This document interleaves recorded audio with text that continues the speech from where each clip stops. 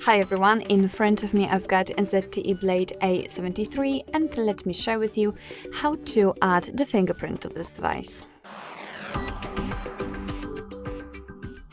So let's start with opening the settings, and here we have to scroll to find the passwords and security. Then let's tap on the fingerprint. And as you can see, before we will be able to set the fingerprint, we have to choose a screen lock. It is crucial. We will not be able to add the fingerprint without it. It is because that if for some reason the fingerprint sensor won't work, then you will still be able to unlock your device. So choose the option you'd like to use. Let me draw the pattern, tap on next, redraw it and confirm. Alright, so here we have to simply tap on register. And now we can add it. So we've got the information that we have to put our finger on the sensor, which is located on the power button on the right side of our device. So just let me put my finger on it. And as you can see, right now we have to do it multiple times in order to add our fingerprint fully. Alright, so this sensor is quite sensitive. Okay, now the edges of the fingerprint.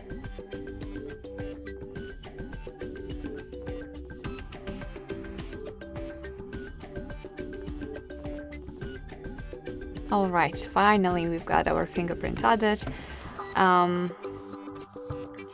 So let's simply tap on OK. And this is the fingerprint we just added. As you can see, we can add up to 5 different fingerprints. Of course, after tapping on it, we can rename it or remove it. Add another. We can here we can decide for what we want to use the fingerprint for. So unlock the phone, which is set by default. You can also set the access and control apps, access private space, or simple touch, which is use your fingerprint to open a bound app when the screen is locked. Of course, you can set it if you want to.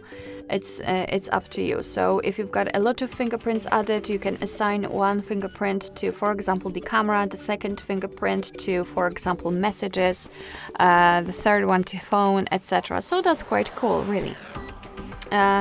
Here we've got also the unlocking method, and we've got the touch power button while screen is off or press power button while screen is off. And to be honest, it's up to you, but I think that the touch power button is more comfortable to use. Alright, enough of talking, let's lock the device and let's check if it is actually working. So let me put my finger on the sensor. And as you can see, the device is unblocked, which means that we just successfully added the fingerprint to it. Alright, so that will be all. Thank you so much for watching. I hope that this video was helpful, and if it was, please hit the subscribe button and leave the thumbs up.